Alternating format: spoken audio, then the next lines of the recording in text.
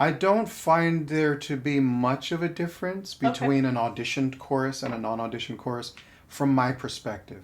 The every chorus is going to need guidance in how to blend. No matter how professional they may be. Right. There's always going to be some amount of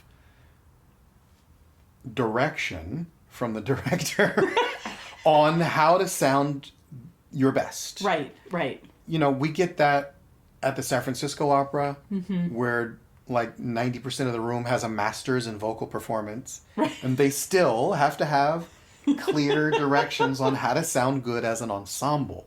Because when you study singing, you don't necessarily study singing as an ensemble. You study singing as an individual, right. And then you apply your individual talents to the ensemble. And so the director's job is really to just take what you're given and make it sound the best it can. Agile Vocals is a podcast about sound and the performing arts with a California connection.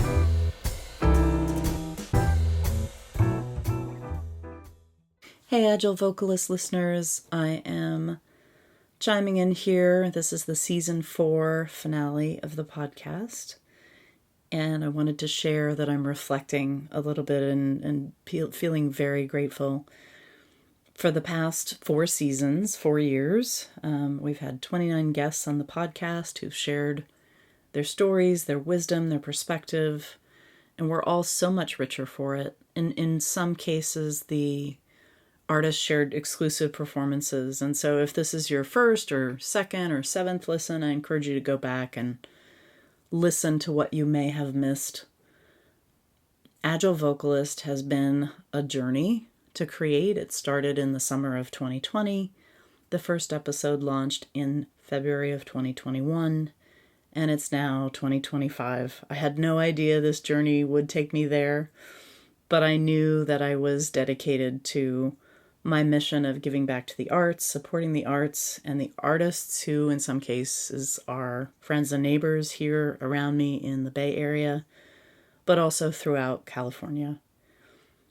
Also, Agile Vocalist would not be what it has become without the encouragement and the listening and the kindness of my sound editor, Ben, who came along sometime after season 2. So thank him. Thank you, Ben.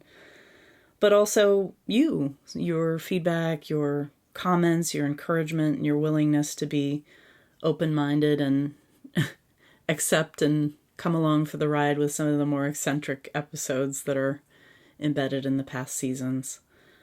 I'm excited to welcome the final guest to this podcast that will not be producing new content forthcoming, but you'll be able to find all the materials and all the guests for a good long while on agilevocalist.com, on YouTube, or wherever you get your podcasts. That history is not going away anytime soon.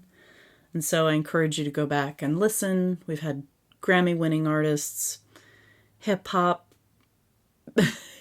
performers, harpists, healers, gospel choir singers, folk singers, body music makers, a carillon instrumentalist, a pianist, and they've talked in so much depth about the different ways that the arts actually connect us, not just to our humanity, but to current events, to politics, to the things that move us. And I think that's what this podcast has really been dedicated to. I've tried to keep their stories and their agendas front and center because I think they have something to share with you, and so I appreciate your listening. You won't find what you hear here in the 4 seasons on many other podcasts. It's just an incredible diversity, and it has been a real honor to shepherd and steward those things from the artists to your ears. So without further ado, I'm introducing my final guest, vocalist Alexander Taite. Alexander Taite is a resident and native of Oakland, California. He holds a bachelor's degree from Pepperdine University in music theory and composition. His many and varied musical interests and skills include opera, choral music, spirituals, barbershop, jazz, blues, Renaissance and Baroque music, vocal percussion, and hip-hop. Alex has studied classical and jazz piano, and that started at age 8, and he's played in a variety of musical genre bands. Alex has sung with the San Francisco Opera Chorus every season since 2007, and he's also performed with the Berkeley Opera Company, San Francisco Parlor Opera, Livermore Valley Opera, Island City Opera, and many, many others. In 2015, he directed, cast, and conducted a gospel and spiritual album with baritone Lester Lynch that included a 16-person adult choir and a 10-person children's choir. Alex was also the music director for Pocket Opera's animated production of The Magic Flute, and he's guided 2 separate youth orchestras and 9 soloists through years-long recording processes. For 4 years, he was vocal faculty member of Oakland School for the Arts, OSA.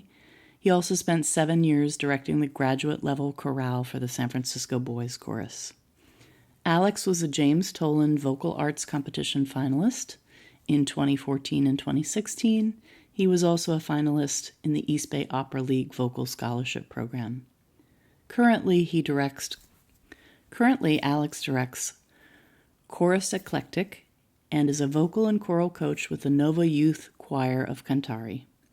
He's also accepting bookings of his one-man show, Deep River, The Flow of Negro Spirituals Through Time. In the show, he performs his own arrangement and tells the stories and history behind Negro spirituals. So my first creative question that I like to ask to break the ice is, what song or sound did you wake up with this morning? This guy, our new dog, he's become our sort of built-in house alarm clock. Okay. And so every morning around 8-ish, which is ungodly early for my career. Okay. He gets up and fumbles around and licks and pants and ready to go. I'm ready for breakfast. I'm ready for this run, Mom. Let's go. Get up. So I woke up to that as usual every day. Every day. Yeah. Okay. You said 6:30? No, 8. 8. Okay. Luckily, not 6:30. We trained him out of that. When he showed up, because his other foster mom, who initially was sharing time with us for him, she's a rower. Okay. Yeah. And so she gets up like 5:30 in the morning. And so he was trained to be up that early because she would take him on a walk and feed him breakfast and all that. So the first couple of weeks, it was like, oh no, you're going back to bed. So he had to learn how to be ignored for a while, but he's sort of settled into 8 o'clock is morning. This is time to get up. So okay. All right. Cool. Any songs on the brain? Any music come to mind? Yeah, I have so much music on the brain all the time. Okay. So I'm singing now with the Lucy Kinchin Chorale, which is one of the first choruses I ever sang with as a child. 15, 16 years old, I was recruited into this chorus, and they sang mostly Negro spirituals. And then I went away to college and never got back in touch with them until a year ago. Uh-huh. And I rejoined the same chorus with many of the same people in it as a ringer for the tenor section now. So 20 years later. And so some of that music is rattling through my brain because I have a couple of solos in there. And I've just been cramming all this music into my head, and it just keeps bouncing around. Spirituals. Your relationship with spirituals. Yeah. You're going to be like, what? How much time you got? Yeah, how much time you got? Yeah, no, it's a long one. Tell us what a spiritual is, though, because there's a nuance to it. Yeah. So a spiritual it's like America's classical music. Okay. It is the first form of formal music that was birthed in America since America's founding as the United States. And it's all just sort of really simplified language, often based on a biblical story, and it usually has a very repetitive pattern. Yeah. It can be in various different sort of styles. It can be sort of lamenting and sad, or hopeful and excited and happy. But it always has the same sort of format of having really simple, repetitive lyrics that are based off of Bible stories or biblical concepts. And so they're also work songs, or they're not? Well, they evolved out of work songs. Okay. So the spirituals sort of formalized through the process of being work songs. Right. For, the several hundred years that we had actual slavery. Yeah. That sort of the spirituals evolved during that time as initially just as field hollers, which was an older version of the work song, and then work songs, and then spirituals formally evolved out of that. And the Bible piece, I think this is from your one-man show. You can correct me if I'm wrong. The Bible piece came in because when they were brought over on the ships, they're like, oh, crap, this isn't, they were stolen. And so religion was the thing they could turn to. Christianity was imposed upon them. Oh, okay. After they were brought over. Yeah, right. It was this weird dichotomy about that the enslavers, this sort of cognitive dissonance that they were able to navigate, that they had to save these souls, but these souls were not fully human enough to be considered part of society. But they were human enough to have souls to be saved.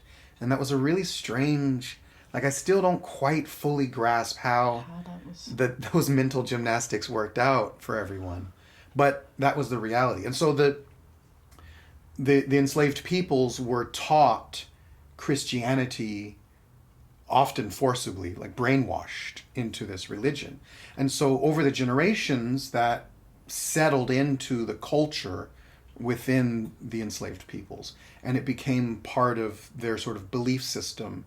And many of them even incorporated the teachings into their own traditional, historical, family or tribal religious practices. And so a lot of imagery that you would hear in these spirituals talk about biblical things, but they reference sort of almost paganistic or the tribal religions that come from whatever their original religions were in their family or from their community. It's like, the same thing as America in general is just sort of this mixed bag of culture, and there's no one thing that you can say, this is American culture. In the same way, the spiritual is sort of that mixed bag of things where it's all of the sort of religious messaging from Christianity, but it has all of the rhythmic and melodic content from tribal Africa. Right. And then it has overlaid on top of that a lot of the Western European harmonic tradition that you would hear in churches. Right. And so you have this sort of mixing pot of art that sort of comes out of it.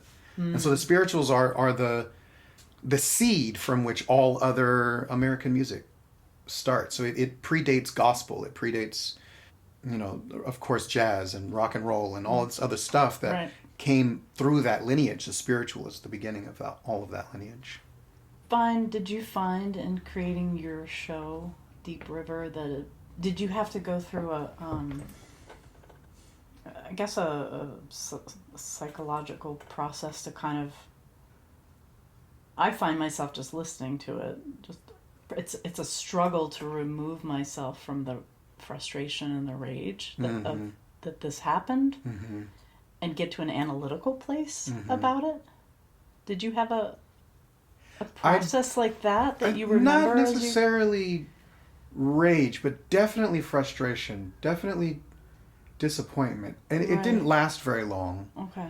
Also, I was quite young when I was first exposed to the spiritual, so I didn't have a lot of opportunity to formally codify any of my own feelings about American history or culture. Right. When you're 15, 16 years old, you just know what you know at that time, and then as you learn new things, you build your own story around that.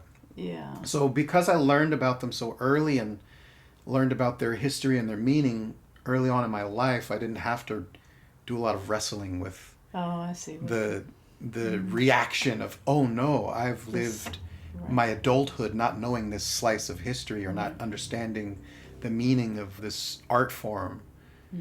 It was a shorter wrestling match with that. But for sure it's frustrating and it's upsetting because it's so, the whole arc of where the spirituals come from is so traumatizing. Yeah.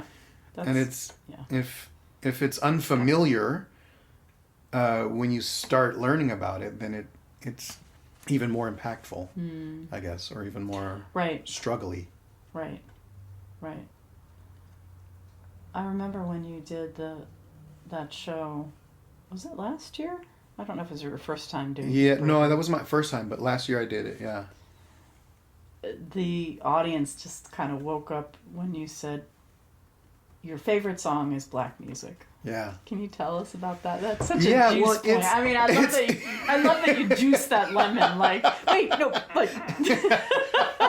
Well, it is, I mean, going back to what I was saying before, it was how all American, anything that is American music, that we can say this is an American music form, comes from the spiritual. It predates everything. It predates gospel, which influenced country and influenced jazz and influenced then country and jazz and gospel influenced the rock and roll and the R&B and the blues and all of these other things. It comes from that initial ancestor art form of the spiritual. And so you can literally trace back your favorite artist to a song in the spiritual canon. Like it just takes a little bit of history. Like they were alive during this era. During this era, these singers were top charters. These singers were alive during this era. During this era, it was these top charters. Do you have a favorite example you like to give of I don't have like a a specific lineage in mind. Yeah. But I do, like if you listen to Bruno Mars today. Sure. Yeah, you can hear the Stevie Wonder Absolutely. and the Michael Jackson and the Earth, Wind and Fire. Yes. It's like it's built in. It's built in. He's a funk. James Brown. Like all of that style is built into what he does, and it's unmistakable. Right. And then if you take that same idea and you extrapolate from Stevie Wonder or from Earth, Wind and Fire, you can go back to their predecessors and be like, oh, well, there's definitely like B.B. King or Ma Rainey or, any of these other artists that it's sort of who was alive and topping the charts when that artist was teenager. Do you have a white artist example just to really give us a little rock and roll? Yeah. I don't know, I was thinking about Celine Dion, but... Celine Dion. Popped in my brain. I don't know the specifics part, but I do know that Elvis Presley made his career singing gospel music. From learning from all of the black gospel singers and black church music that he heard growing up in the South. And it's like he wasn't doing anything special or new or as well as what he was copying. But because he was white and because of the culture at the time, he blew up because he created a safe space for white people to appreciate black music. Right. And with their bodies, too. With their bodies, that was very shocking at first. It was. But it wasn't, nothing he did on the stage was new or innovative. Right. It was just copied from what he saw in the churches and he heard about from his circle of friends that, maybe went to a black club or a speakeasy at the time and the dancing that they were doing. And the exposure that he was able to get was unique. But what he was doing... on the microphone or on the stage was just copycat. I know. It's great. Well, and they say artists are, the best artists are thieves. Yes. For sure. For sure. I mean, that's a constant theme through all of music. I mean, you'll hear no matter what genre of music you're listening to, you're going to hear their predecessor in their music. Right. And when we talked before this, you said spirituals your relationship to them is a conversation. It sounds like that conversation is always ongoing. It is. I'm still, to this day, there's a whole stack of books I have in my bedroom that I'm just sort of shuffling through, as I as I have a moment to read a page or two. I'm just sort of reading and absorbing, and I still learn little nuggets or nuance in the information that I have. Like, I have a pretty robust but very broad overarching understanding of the history of the spiritual, but there's so much like granular content that I have no clue. And it's one of those things where I just don't know how much I don't know. Yeah. So it's constantly learning new things and then reformulating how I feel about that. Just, the same way you were talking about earlier, it's just wrestling with the emotions around this art form and how traumatizing the art form is, but how beautiful it was or is. Yeah. And how to reconcile that and all. Like, it seems like all the greatest art has to have some sort of trauma baked in before it's impactful or meaningful for anyone, which is a real issue. Have you ever done trips like to the Deep South to kind of meet the people who are in it and maybe have been there all their lives? Because I would think that would be another great way to really open up the door. For sure. My dad grew up in Alabama. He was from Alabama. So my grandmother lived there, still in the same community that my dad was raised in. I say community because it was not a city. There's no formal address for the place where my grandmother lived. Wow. It's in the middle of the state, sort of halfway between Mobile and Montgomery, with no cell service. Wow. Still.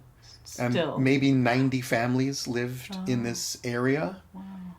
They had a postal service that was from the neighboring county. Yeah. And they would send one male person out to travel the miles of dirt road to these backwoods houses.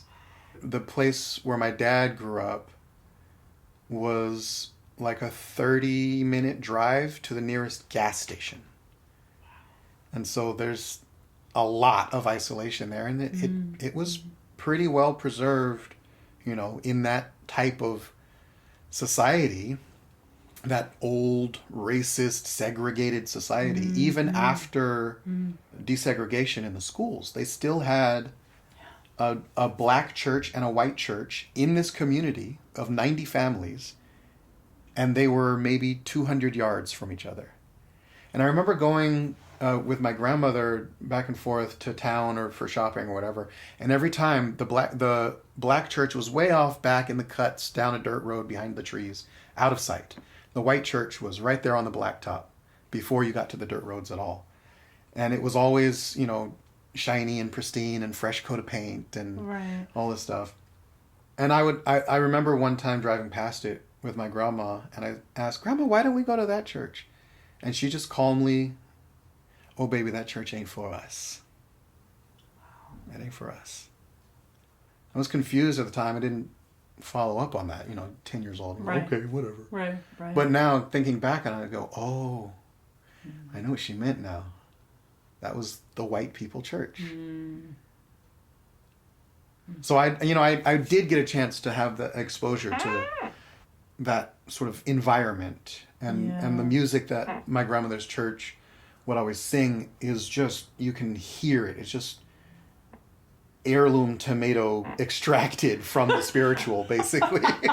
It's like the same music that you probably would have heard 100 years ago. Oh my gosh. Yeah.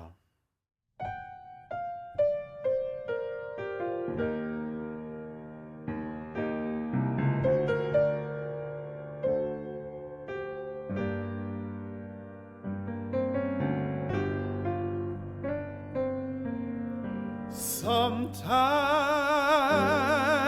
I feel like a motherless child. Sometimes I feel like a motherless child.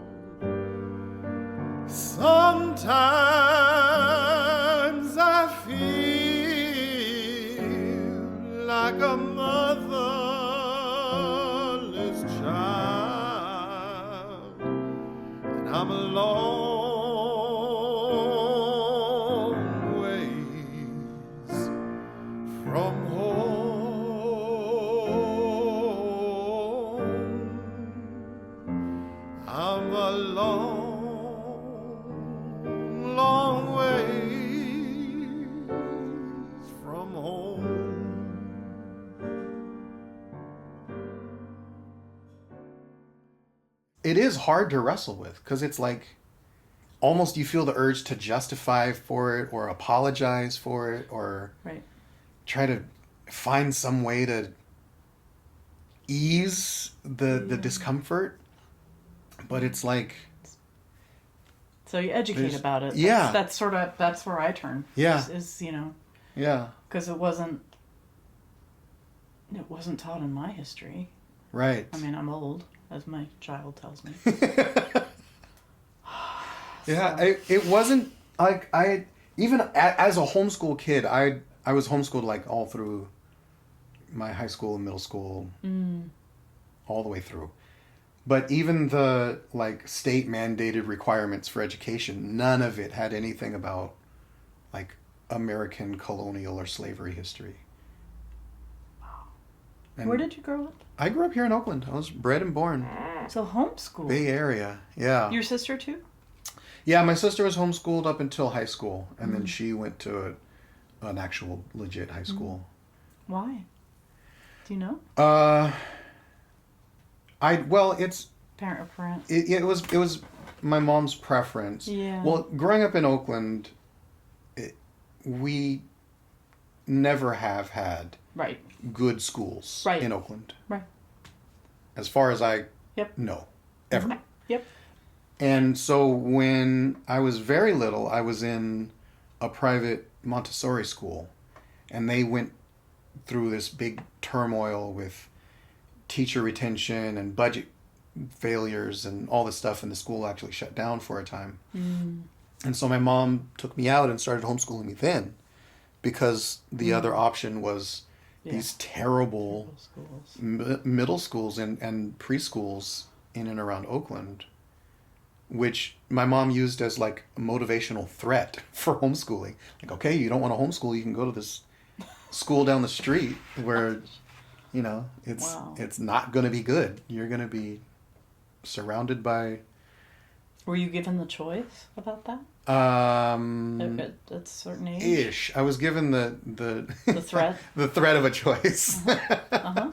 But I was always fully on board with Yeah. not being involved with any of that. I think, realizing now, I'm much more of an introvert than I pretend to be. Yeah. And so the thought of being around a bunch of people all day long was just unimaginable for me. And so I was glad to be homeschooled. And academically, it was the best thing for me. Yeah. I finished all of my high school credentials by the time I was 16. Wow. So it was just... I really resonate with that. My mom and my dad separated, and my mom had custody, and she couldn't earn enough money to keep us in the school I was going to live in that district in Massachusetts. Mm-hmm. And so we had to lie about our address, and they'd take me out of class and say, "Where do you live?" Which is a horrible thing to do to a 7-year-old, 8-year-old. And the threat was, in Jamaica Plain, or in the greater Boston area at the time, the schools had guns and knives. And so I was given a choice at 10, 11. You either go live with your dad in Rhode Island and go to this safer, whiter, whatever school. Plenty of drugs going on there. Sure. But no, like, physical violence. Yeah. And I chose my dad, and it was really hard. 11 to 17 were really tough years. He was like a chronic smoker. And... Yeah, my sister did not like homeschooling. Oh, at all. She could not handle it. Oh. She is so much more extroverted, and she needed that community. And so she just begged and begged and begged. I need school. I need real school. I want to go to. I want a prom. I want real friends. Sure. Yeah. So she, when she started high school, she actually, she was in the maiden freshman class for Oakland School for the Arts. Wow. The first freshman class of OSA? Freshman class at OSA. Oh my gosh. And then, full circle, when I graduated college, I became faculty at OSA, teaching under the same teacher that taught her. Wow. This Kava Menzies became. Oh, sure. She became the department head and the chair of vocal music and all of that. And so I was working under her in the vocal faculty when I finished college. Full circle. That was a really cool like moment of conflux. Is that the word? I don't know. That's a good word. I don't know if that's the Go word. with that. Conflict. I like that. Hello. I would like to share with you this song, Old Man River, as we prepare to be more diligent, more vigilant, as we struggle, despite the time rolling on, with or without us, we must persevere. We must stay strong.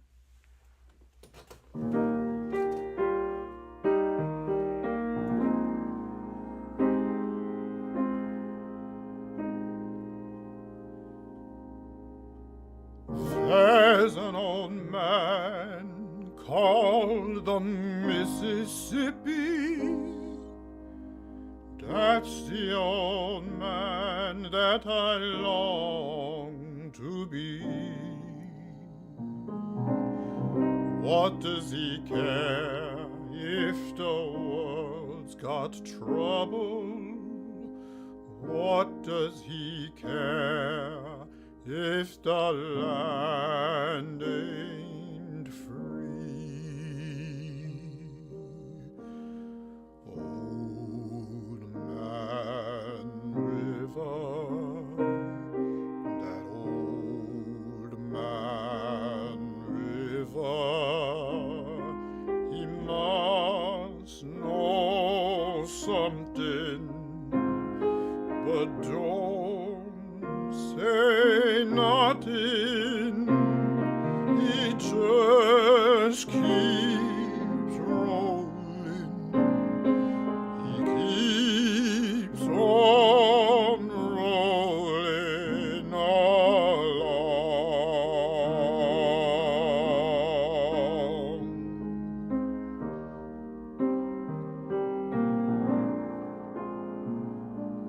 He don't plant potatoes, and he don't plant cotton,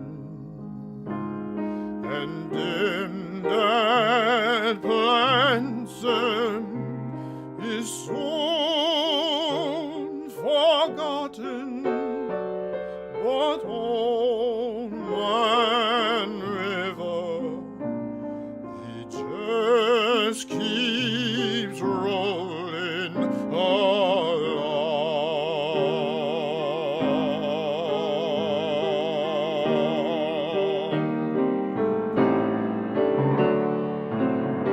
You and me, we sweat and we strain,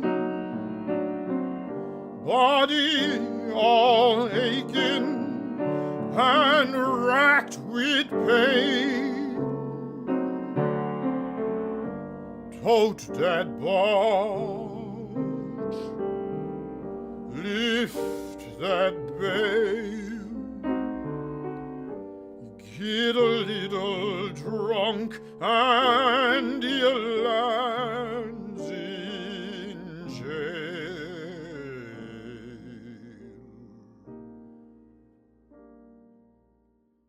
So you lead choruses, you sing with professional choruses, Both. Yeah. and you also, do you lead both audition and non-audition choruses, or just non-audition choruses?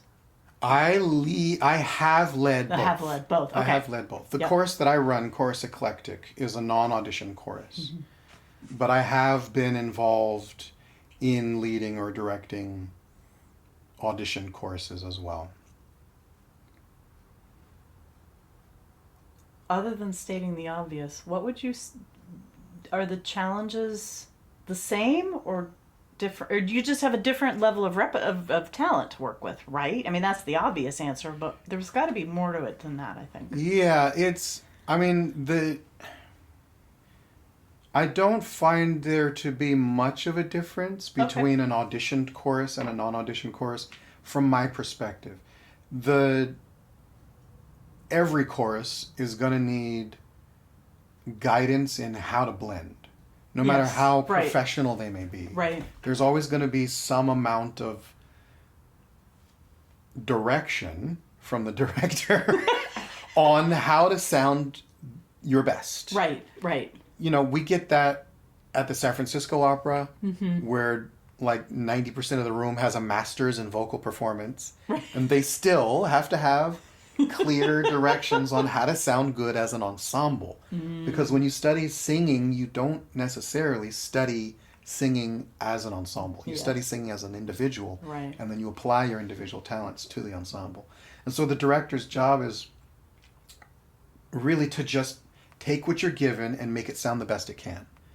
So from that perspective, my job doesn't change. If I have a group of auditioned singers or a group of whomever comes off the street, it's still my job to get them to all sound the best that they can.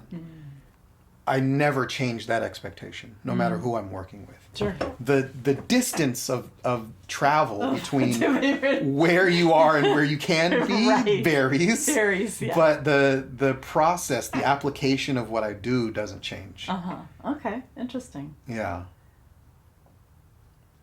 Do you have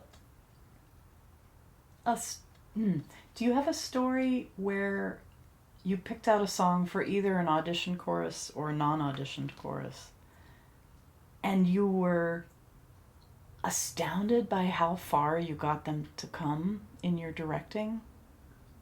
A particular That's a good question. song or an experience where you were like, wow, I can't, you guys, you together just went places I couldn't imagine you could have gone. Yeah. That happens more often than not. Oh, okay. When I'm directing. If I'm involved in choosing the rep, which I'm the only one that chooses rep for my chorus, for Chorus Eclectic.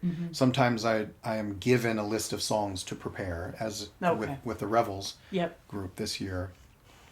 But in either case, I'm always sort of, I look through the music, or I listen through the music, or play through the music, and I form expectations. Okay, I can expect the group to be able to execute it to this level of mastery.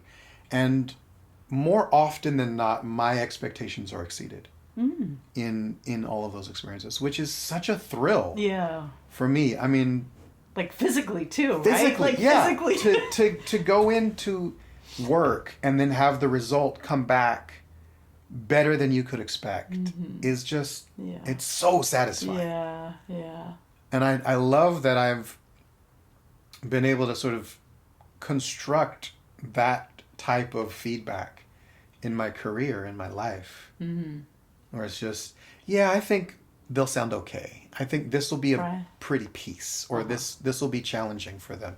And like 80% of the time, it's like, wow, the result that we're getting out of this sound, the result that the chorus can make, is just more shiny than I thought it could get. Interesting. It has more nuance than I thought could be there. It has they're connected to it in a way that I wasn't expecting. And a and you depth can hear of that in their understanding. voices. Yeah, you can really hear the passion that they pour into it. And I think that's what I never am able to really fully expect, is how much passion I'm able to get out of the performance. Gotcha. Yeah. Out of the performers. And that always adds that extra frosting on top that is so satisfying to experience. Do you feel like, gosh, it brings up other questions for me. Do you feel like for me, the thing that gets in my way of that passion is the fear, and it literally shuts down my vocal cords, it shuts down my creativity, it makes me just stand up there and sing a song. Do you think that's what gets involved with singers generally about? Because I feel like a lot of us have something in mind, some fantasy in mind of what we want to do when we're at a microphone, whether it's with 50 other people or 2 other people or whatever. But then we forget, like, there's an incredible gap to create. To create. I mean, everybody has this, right? Everybody wants to be a rock star, mostly, right? And we forget about that gap of, and it's nonverbal. It's not, you can't study it in a book. You have to learn by like this. There's a disconnect, or at least there's a blind spot between what you want to do and where you're at. Right. And that blind spot is always the amount of practice you are able to apply. That's right. Or the amount of time you have to practice for it. Yeah. And very often, oh man. So I do a lot of private instruction too. I have students that come and we work on piano and singing. And oftentimes a lesson will turn into a therapy session. Just for that reason, because I'm no therapist, but I've been through all of that struggle and trauma and self-deprecating thoughts and all of that. I process it all the time, and so I have to walk students through. All right, well, here's how you temper your expectations. Here's how you make a plan to actually achieve the goals that you want to achieve. Be it on the stage or in your living room, whatever it is. Right. And it always comes down to the time for preparedness. Like if you have more time to prepare, you're going to feel more comfortable when you have to actually perform it or share that particular piece. If you have 2 days to prepare, you're going to be a mess. Yeah. Both. Right. Both performance-wise and nervous-wise, you're going to be a mess. You're not going to be able to hold on to any useful thoughts because you have no way of focusing your mind because you don't have a plan, and there was no way to practice a plan. It's like trying to go on a trip without a map. How are you going to get there? I don't know. Right. You're all nervous and lost, and you run off in the wrong direction half the time. It's Right. The longer you have to build your map, the easier the performance is. I have this philosophy that I base all of my teaching from, and that is anyone can sing. If you can talk, you can sing. And in the same way that if you can walk, you can run. Yeah. Now, some people can't run as fast as others. Oh, yes. Or as comfortably as others. Or for as long as others. But you can run. If you can walk, you can run. And it's the same thing because it's a muscular action. It's something you just have to train. Yeah. And so when I hear people as adults say, "Oh, I can't sing," I cringe. Yeah. Usually outwardly.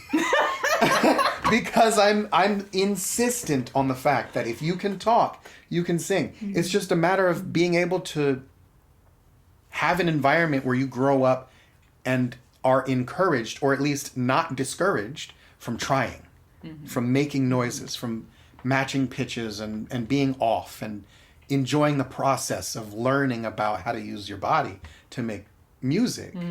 And so many people that say they can't sing, they are not being honest with the fact that they were taught that by whoever raised them. Or the environment they grew up. That they were told, "Oh, that's terrible, you can't sing," by whomever. Or, "Hush now, that's noise, keep it down." And then they internalize that as being, "Oh, I can't sing, so I'm not going to do it anymore." And so that spark of curiosity gets stifled, and then they go into adulthood believing that they can't sing. Yeah. Because that's sort of the environment that they were brought up in, unfortunately. But like you, I'm sure you were raised in a household where singing was at least not discouraged. Correct. Yeah. And Correct. For you, how beautiful it is your kid is now being raised in a place where it is actually encouraged. Yeah, right. And you put that child in a different household with a different set, a different environment around making noise, and it will be a very different process. And I think the operative words that you said there is the discouragement of the spark of curiosity. That applies to so many things. Yeah. In terms of who we become in life and what we do with our life and our time and the environments that we end up working and serving in. Yeah, that's deep. That's deep. That's deep for me today.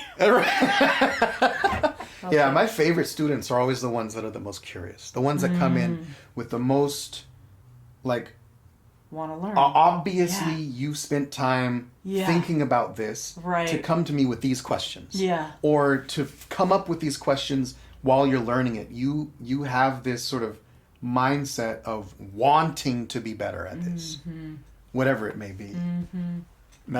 Those are always the best students. Those are the ones that are really curious and engaged in the process of learning. And every vocalist I interview, almost every vocalist has given me this theme, is that, you know, anyone can sing. Yeah. It's getting the other crap out of the way. Right. Well, for some people, it's like even identifying that there's crap there. Yes. Right? They may not even remember being discouraged. Right. It may not have been a moment for them. Yeah. Right? Right. So. Yeah. It may just have been something as simple as be quiet. Right. I'm working, or be quiet, I'm thinking, or, you know, be quiet, I'm driving. Right. And it's, you know, that kids internalize all kinds of context behind simple words like that. I think maybe some of that I can attribute to the negative influence that I am a Baptist minister's granddaughter. And the be quiet definitely applied to his daughter. His oldest daughter was my mom. And so she raised me. She said, I really tried to raise you, never telling you to be quiet. Never. Yeah. Because she wanted to be, you know, not pass on the fuck up. Right? Yes. And so I think, you know, and some how of that. Smart of her to recognize that as an option. Yeah. Because so many people just sort of distribute their traumas. To the next generation. To the next freely, liberally, thoughtlessly. No, my dad was a singer. I mean, both my parents sang, but my dad had this baritone operatic, you know, and I lived with him, and he was a smoker, too. He died early. Interesting. And he had this voice that just didn't sound like anybody who smoked. Yeah. I think there was something about he didn't inhale, or I don't know what it was. Huh. But he did musical theater, and all the women would flock to him because he had this baritone voice that would bring down the roof, and the women would look at me like, oh, what is it like to have that guy as your dad? And I'm just like, it fucking sucks, okay? Go away, bitch. Yeah. There was actually, at the Opera House, at the San Francisco Opera, there's stories from some of the OGs that I sing with about how the dressing rooms used to be smoking. They used to smoke in the dressing rooms of the San Francisco Opera House. Oh, really? Yes. Do you know when it stopped? 70s? No, it's probably, well, 70s, these people were singers and retired after like 30 or 40 years. So up into the 80s. Jesus. Yeah. Sorry. 80s, maybe even into the 90s. They were just smoking during break in the dressing rooms, during shows. Yeah. Oh. Yeah. There are stories about that. Some of the folks that I've been singing with, you know, even some that recently retired, been singing there for 30, 40 years. And they were like, oh yeah, we used to sit in that corner right there and smoke during the breaks. When you're addicted, you're addicted. Miserable. They would always follow it up with, it was miserable. I'm but they sure. did. Yeah. They smoked there. Yeah. So your recent concert in November, Surf and Turf. I love the analogy of I don't even know what the restaurateur's term for that is, because it's a term, right? It's a way of categorizing a type of meal. Yeah, it usually is lobster and steak. I didn't know. I always thought that it was okay. So it's a shelled fish and beef. Is that kind of what it's intended for? I don't know if that's specifically what it means, but that's usually what I see. Lobster and steak. Lobster and steak, or maybe some sort of fish, salmon or swordfish. Okay, fish and beef, and a chicken or a steak, or it's always some sort of seafood and then some sort of land food. Could it be scallops? See, Yeah, I think this is a probably. regional thing. I It really might do. be. I am no connoisseur of food. I mean, I love food. Right, but I'm no expert on Yeah, any I'm of that. not. But I mean, I've often seen surf and turf being described in the menu as lobster and lobster steak. and steak. Yeah. So shellfish. Is lobster counts as a shellfish because Yeah. it's got a hard shell. Yeah. As is crab, Right. but not scallops. Well, I think scallops are. but they never get shellfish. served with the shell. They don't. They're always this they soft always- yeah, puck. just sort of puck, clump, protein Okay, clump. so protein club. So from the protein club. So your concert was called Surf and Turf, and it had an eclectic and creative collection of songs about land, sea, transportation, means, and it was all laced in with history. How did you choose that idea, that repertoire? Was it just one of those songs that you're like, hey, surf and turf? I mean, tell us the story of how that came to be. Which one? I'm trying to remember which one Oh, I should have brought the program. I'm trying to remember which one I programmed first. Oh, okay. So there was like Leaving on a Jet Plane, Bicycle Race. Yeah. There was the sea shanty that Yes. could have been the way in. Yeah. I think I started programming the sea shanty first. Oh, really? The Wellerman, because Okay. it was really popular in the pandemic, and at one point I was like, that would be cool to sing with the chorus, get everyone involved and all this popularity of that particular song. So the Wellerman piece came up as an option early on. I think that's where I started from. Okay.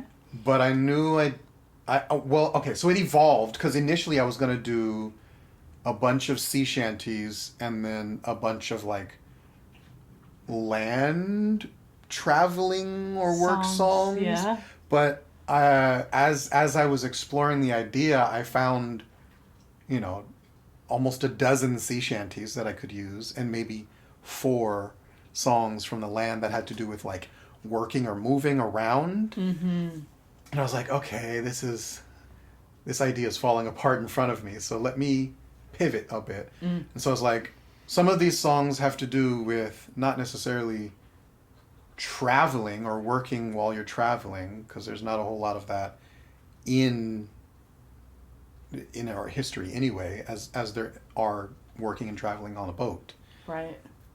So what if it was just, different ways of traveling, and then the songs that may be related to or come out of that experience. Nice. And so that's sort of how it evolved. And so then I just made a list of every mode of transportation I could think of. Okay. And then tried to find songs that related to that. Fun. Did the chorus visibly show or share or give feedback on which of those songs was their favorite? Do you remember? Yeah, everyone had a different song favorite. Okay. Some of them really loved The Whole New World from Aladdin. Oh, yeah. Some of them really loved my arrangement of Swing Low Sweet Chariot that we did. That was beautiful. Some of them were like, Yellow Submarine, hands down. It was the best. And I'm like, that was the simplest, dumbest, Right. most throwaway song on the list as far as my opinion. Yeah. But some of them were just like that. But we learned that the Beatles wrote it deliberately for children. Right. So that's good. Right. Yeah.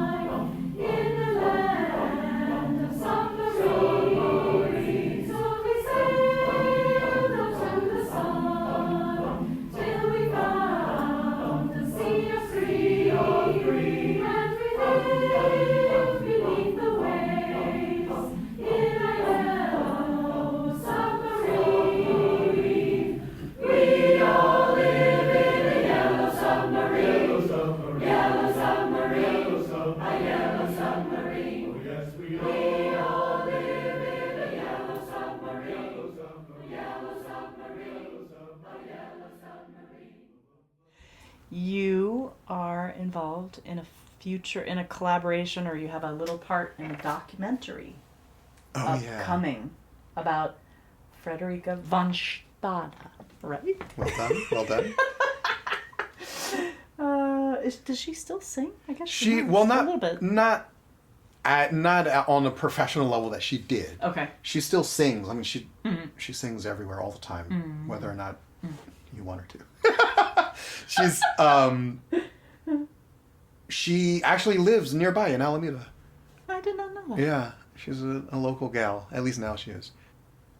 But yeah, the film actually, I went to the official release party viewing maybe 2 weeks ago now. Okay. And I have like 5 seconds in the whole film. Okay. Where, all right. Where there was I was involved in a portion of her life's work. I was involved very briefly in helping to establish this choir for the unhoused in Oakland, and that she spearheaded this effort, and she sort of her brainchild to bring that into Oakland and create this space for people to come and sing and just have a cool little space to share some music together. But the chorus never really was able to establish solid donorship and funding sources, so it lost a lot of steam because of that. So it's on hiatus right now until we can secure proper funding to be able to actually do what we intended to do. But I'm still listed on the advisory board for that People's Choir of Oakland. People's Choir of Oakland. Yeah, and so I'm part of the making of the movie, of the documentary, included some of the initial sort of think tank moments with the advisory board, and that part of those meetings were filmed. Wow. This was during the pandemic too, so we were outside with masks on and all that stuff. It was a lot. And the film is called? It's called Flicka. Flicka. Okay, that's what Flicka. I thought. Yeah, because that's her nickname. So it's just named after her. Wow. That's really unfortunate that it's has not been able to secure funding. Yeah, it was pretty heartbreaking because we were able to actually get a space, and we had variable attendance, but we were all expecting that to have, of course, between 1 and 7 people on any given week, because the unhoused are fundamentally transient anyway, so there's no way to really rely on any consistency. But this program was based off of a program that already exists in Houston, somewhere. Okay. In Texas, I think it's Houston. Okay. Where she was invited to come and sing with them in Texas on a concert, on one of their concerts, and they have a fluctuating roster of 30 to 50 singers in their chorus, but they've been around for a decade or more, I think. Right. And so she went out there and had that experience and brought that experience back with her and was like, what Oakland needs is music, healing, and community, and all of those work really well together, and so let's copy that idea. It just so happened to be in the midst of all that pandemic turmoil. And so there was a lot of struggles around that, which made securing funding more cumbersome because there wasn't a lot to show of it, because there was not a lot of freedom to meet and sing and all that. So it was really unfortunate timing. But there's still, there's still a need for it, and there's still a desire to put it on. So hopefully we're able to find some sort of angel donors. I will fund, it's some 50 or 60 grand a year that it will take, but that's it. There's people out there that have that spare change to throw at it, and we can actually rebuild the program and get a full-time director, and we had a music therapist involved with it. We had an accompanist, a pianist to come to all the rehearsals, so it would be professionally accompanied, and Oh, nice. you know, all of these really great tools Yeah. involved within having some like crisis prevention Yeah. staff right, handy, right, and right. that was sort of built into the space that we were using as well.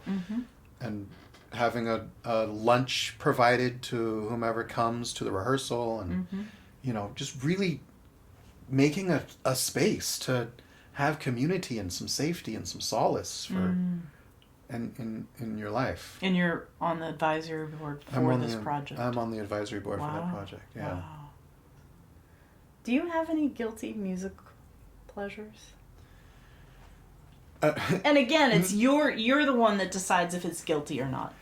None of it's guilty pleasures. Okay. I have Okay. some non-traditional Okay. music pleasures. I was in a barbershop quartet in Uh-huh. college, and I was just talking to another friend of mine that we were singing it together. How much I miss singing in those tight harmonies in a quartet.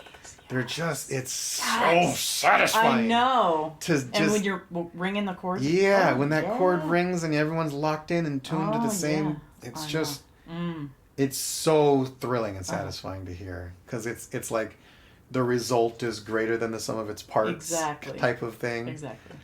So there was that, and another one was when I was growing up, I listened to country music like almost exclusively Oh. through the 90s and early 2000s. So that was another unexpected Okay. pleasure that a lot of people wouldn't guess of me when they see me on the street. Like, you listened to country music when you were 12. Yeah, that was me. Country Any music. particular in artists? Barbershop. You kind of like. John Michael Montgomery, Okay. Vince Gill. Oh, okay. I mean, Garth Brooks. He was like the king of country at that time. Randy Travis and Conway Twitty, and you know, the young country era, Okay. as they called it. Okay. Do you ever recycle any of that up into what you do now in any of your Do I? Well, groups you conduct or? Not directly, although my wife and I one time broke out "From This Moment" duet at a karaoke bar one night, and everyone was like, "What? What is that song? From This Moment." There's this duet. From this moment, I have been blessed, and then the lady comes in. From this moment. I don't remember all the words. Okay. From this moment on. And there's this big key change. We're like, from this moment. it's so like kitschy and syrupy, and Okay. it's like this love duet. But it's like from the meat of that era of country music. Wow. It's a cool song.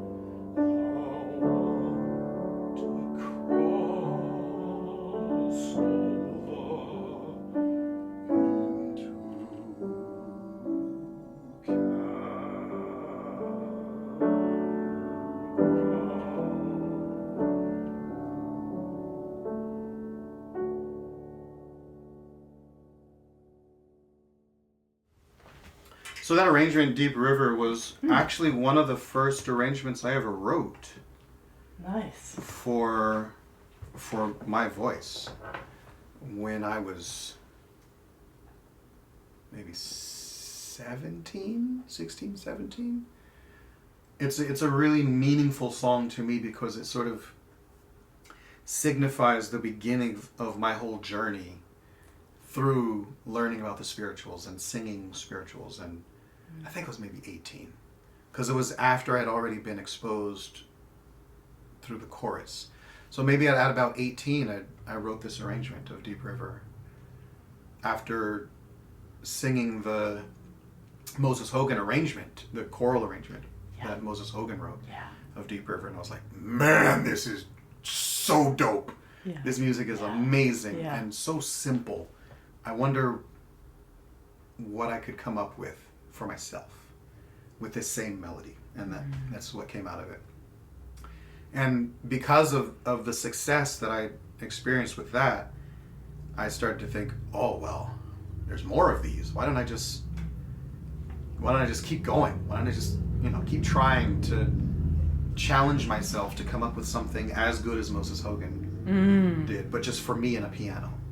And that's where the impetus to create all of the content for my one-man show came from. And so all of the content in my show is just stuff that I was like, can I do this for my voice and piano that comes from me and it's not anyone else's work. So the show actually is like it's my life's work, just put to. Do you keep on adding stage. to it? I do. Oh, you do? I'm Okay. still writing pieces for it. I'm working on one right now. It's been already premiered in the last show that I did, but I don't like the arrangement, so I'm gonna rewrite it. And I'm still working on others that I'm gonna actually include in eventually I want to get a songbook published with all of these arrangements out there, so that I won't necessarily put all of the songs that I work on in the show. Yeah. Cool. That was inspiring. Be sure to listen again soon. This is Chromodanic Watt for Agile Vocalist Podcast.